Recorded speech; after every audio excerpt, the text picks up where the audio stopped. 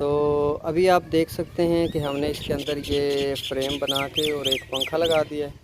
तो RG supply लगा के इसको चेक किया था, लेकिन ये तारें लगा के नीचे ले जाएंगे। और ये देखें आप, साइड पे खसें जो हैं वो बनवाई गई हैं, वो भी लगा दी गई हैं।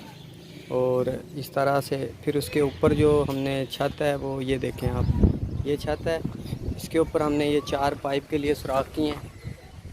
ये अगर आपको नज़र आ सके तो ये देखें इस तरह से।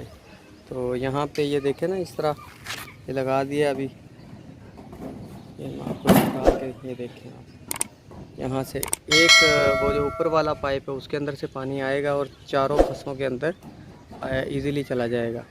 उसके बाद जब खसों से पानी जाएगा तो वो इस नाले के अंदर आएगा। और ये जो आपको वाइट कलर का पाइप नज़र आ रहा है ये वाला, यहाँ से निकल के बाहर इस बाहर वाली साइड पे आ जाएगा और यहाँ से पंप उठा के दोबारा इसको दे देगा।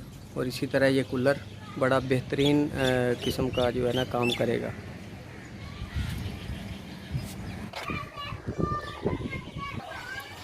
अब ये वाला कूलर तो क्योंकि ऑलरेडी अब तैयार हो चुका है, लेकिन अगर आप कूलर बनाएं तो आपके लिए एक मशवरा ये है कि इसमें थोड़ा सा इसका साइज़ जो है ना वो बड़ा हो गया। ये वाली ईंट जो है हमने इस तरह से लगाई है, आपने इसको ऐसे खड़ा लगाना है। खड़ा लगाएंगे तो आपकी जगह काफ़ी यानी कि कम घेरेगा ये। उसके बाद इधर नाली आपने बिल्कुल छोटा सा साइज़ छोड़ना, क्योंकि नाली के अंदर पानी ने खड़ा नहीं होना, उसी वक्त बाहर निकल जाएगा।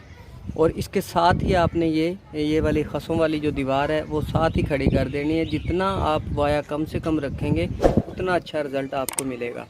वीडियो अच्छी लगी हो तो वीडियो को लाइक करें, शेयर करें दोस्तों के साथ, ताकि क्योंकि गर्मी का मौसम है लोगों के काम आएगी।